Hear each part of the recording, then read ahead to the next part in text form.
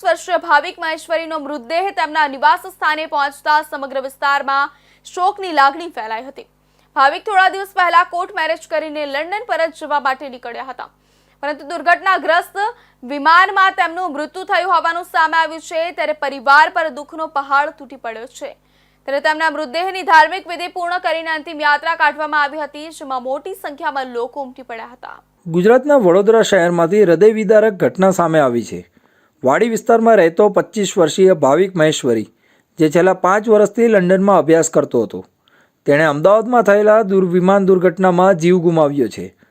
ભાવિક થોડા દિવસ પહેલાં જ ભારતમાં ફક્ત કોર્ટ મેરેજ માટે આવ્યો હતો અને લગ્ન કર્યા પછી નવી જિંદગીની શરૂઆત કરવાના સપના સાથે તે લંડન જવા નીકળ્યો હતો, પણ અકસ્માતે આ સફર મોતમાં ફેરવાઈ ગઈ।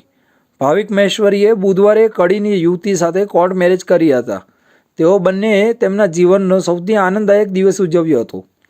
ત્યારબાદ ગુરુવારે ભાવિક લંડન પરત જવા માટે એર ઇન્ડિયાની AI-171 ફ્લાઇટમાં અમદાવાદથી રવાના થયો, પરંતુ દુર્ઘટનાગ્રસ્ત થયેલી આ ફ્લાઇટમાં ભાવિક પણ સવાર હતો અને તેનું પણ પ્લેન ક્રેશ થવાને કારણે દુઃખદ અવસાન થયું।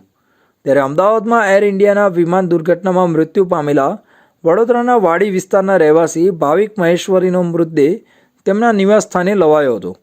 આ ઘટનાએ સમગ્ર વિસ્તારમાં ગમગીનીનું વાતાવરણ છવાઈ ગયું છે। ભાવિક મહેશ્વરી બુધવારે કોર્ટ મેરેજ કરીને લંડન પરત ફરી રહ્યા હતા, જ્યારે 12 જૂન 2025ના રોજ અમદાવાદના મેઘાણીનગર વિસ્તારમાં એર ઇન્ડિયાનું વિમાન ક્રેશ થયું હતું, જેમાં 241 લોકોના મોત થયા હતા। ભાવિકના મૃતદેહની ઓળખ DNA ટેસ્ટ દ્વારા થયા બાદ તેમનો મૃતદેહ પરિવારને સોંપવામાં આવ્યો હતો।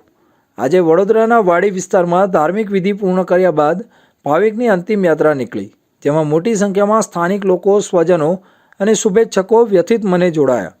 નવા જીવનની શરૂઆતના સપના સાથે લંડન જઈ રહેલા ભાવિકના આકસ્મિક નિધનથી પરિવાર અને સમાજમાં શોકની લાગણી ફેલાઈ છે।